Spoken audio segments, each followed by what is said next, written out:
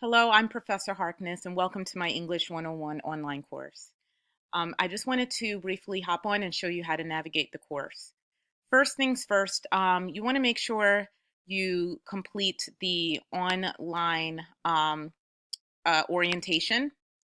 Okay, there is a section block for that, and there are some lesson materials that you're going to have to look through, and then there is an orientation quiz that you must pass with an 80% or higher in order to access all of the course information.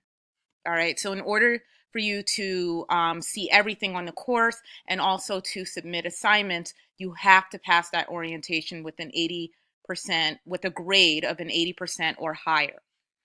All right, so make sure you go ahead and do that first if you haven't done that already.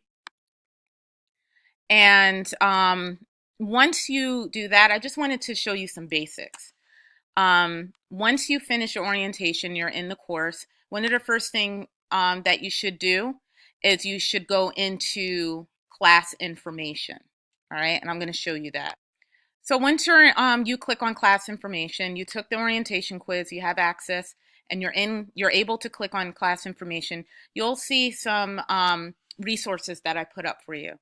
I will be adding more resources throughout the semester.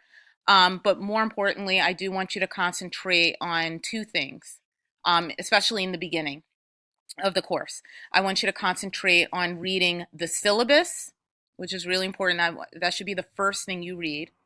And then after that, you can go ahead and review my grading rubrics. I have one for essays, one for assignments, and another for discussion forums. All right, so first thing I want to do is I would like to show you my syllabus. All right, and the syllabus just basically, you guys can read through this on your own, but one of the things that I want to make sure you understand is how you will be how you will be graded in this course. Essays is 20% of your grade. Documented research paper that will be due at the end of the semester, and that's another 20% of your grade. There will be one divisional midterm exam, which is 10% of your grade, and it occurs in the middle of the semester. I do believe that on the course shell, I did make a note of when the midterm will be. All right. Final exam, again, I made note of that, but it should be the last week of the semester. That's 20% of your grade, and you're also being graded on participation in discussion forums. And it's really important to make sure you post a response to a discussion topic, and you also respond to at least two other students' posts. Okay, and when you respond to the post, you want to make sure that you're asking them questions, and you're just remaining engaged. And I have a rubric for that, and we'll look at that in a minute. Assignments. Now I do have various assignments that you'll see through each section block. Some weeks I'll give an assignment, other weeks you'll have a paper to write, depending on which week it is. Assignments are 10% of your grade. All right, so let me show you my rubrics. I just want to go over that very quickly. I'll do discussion rubric first. So this is how you will be graded on the discussion forums. All right. So again, each week I will be asking a question. It'll be based on the readings and the assignments and other course materials that I assigned for that week. There may be one or two discussions that week, and discussions are important because we do not meet traditionally in the classroom. So therefore, this is kind of a replacement of that in-class discussion. So it's important because this is like your participation grade, like coming to school and being involved in a classroom discussion, except online version, right? So this is how you'll be graded. You'll be graded on whether or not you analyze course concepts and information correctly using examples or supporting evidence, and you validate your position with application of knowledge. Of course, you'll see that I'm really big on using MLA, and that's a requirement in English 101. You have to be familiar with Modern Language Association, MLA. All right. I'll be grading you on peer responses. Okay. And for the highest possible grade, you need to make sure you include appropriate, thoughtful, and reflective and respectful posting. And it can't just be something with yes, I agree, um, and just call it a day. It has to be more. It has to be something like asking a question, showing that you're engaged and that you are curious about whatever another student posted. All right.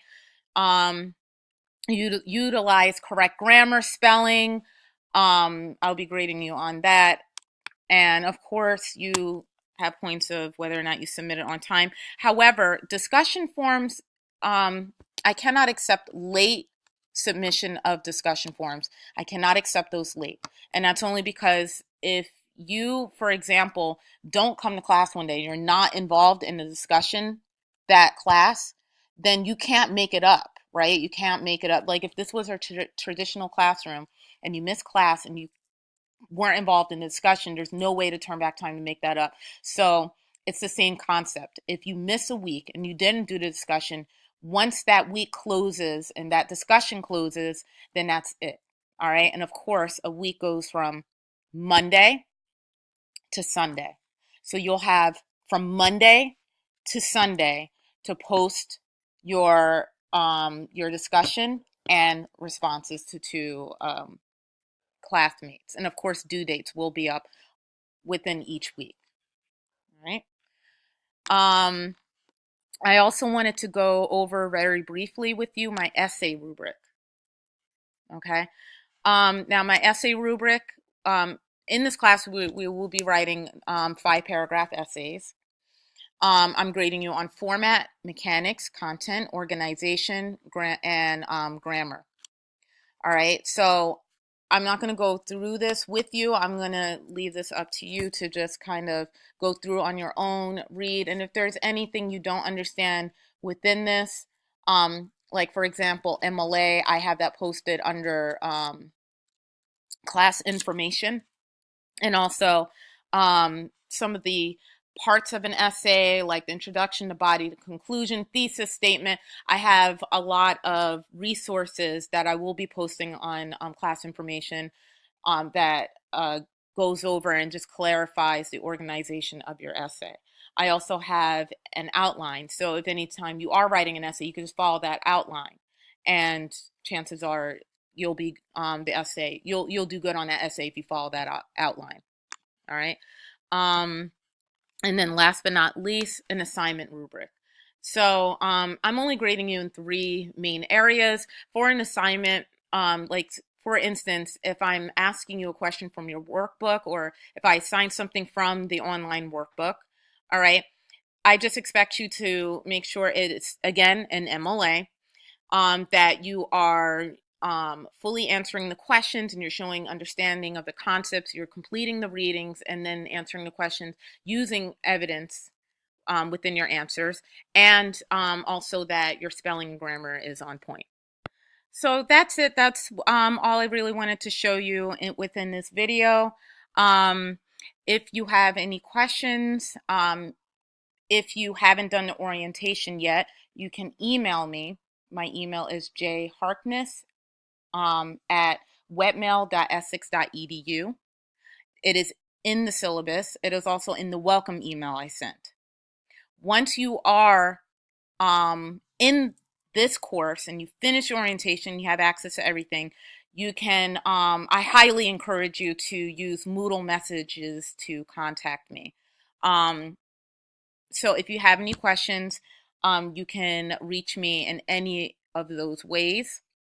Again, I will have other videos out showing you how to navigate the course. All right. And also, I have another video that I wanted to send out on just going over MLA. So again, if you have any questions, please reach out, and I hope you enjoy the course.